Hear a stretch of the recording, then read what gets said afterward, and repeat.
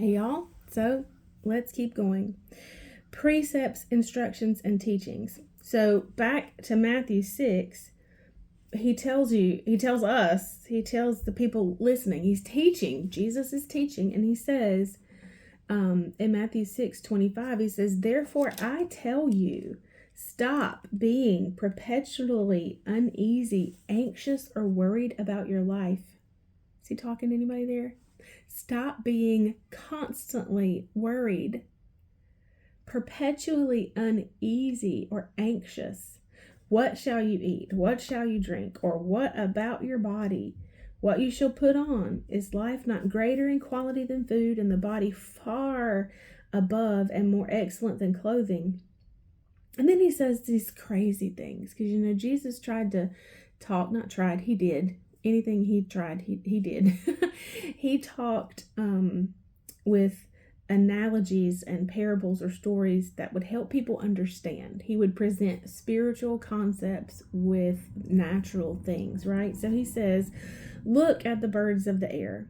They neither sow nor reap nor gather into barns, and yet your heavenly Father keeps feeding them. Are you not worth much more than they?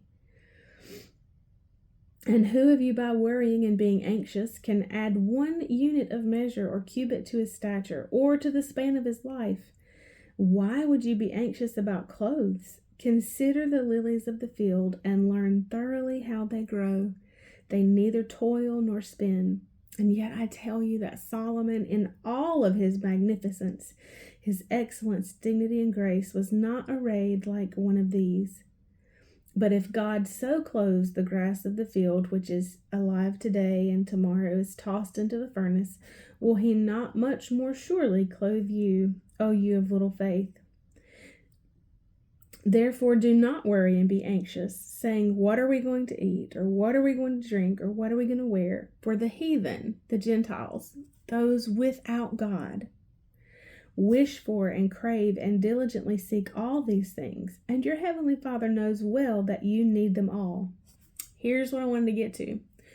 But seek, aim at, and strive after, first of all, his kingdom and his righteousness. Again, the Amplified I love here, because it says that means his way of doing and being right. And then all of these things taken together will be given you besides. All of these things will be given to you. But first, what do? We seek his kingdom. We seek his way of doing and being right. And how are we going to know what that is?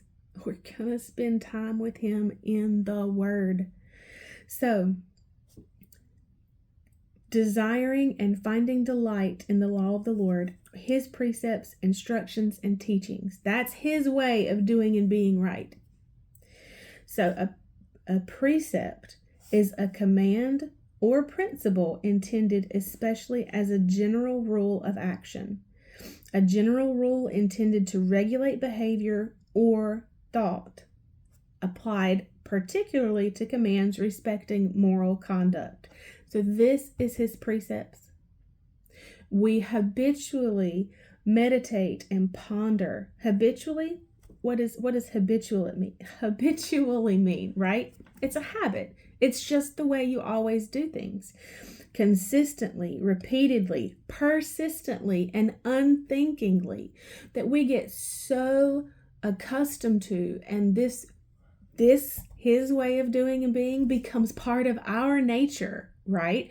So we're getting rid of the flesh nature, and now we have God's nature, and we practice it so much that it becomes our nature. When you have Paul talks a lot about young believers as babies, and they have to have milk, right? They're not ready for the meat of the word. But he does teach, and obviously it happens in nature, that children do grow up and milk is not enough. And so you must have the meat and the substance of the word, which is depth, which is we practicing, because this is what we do, into understanding. We'll pick up here tomorrow. I'll see you then. Bye, y'all.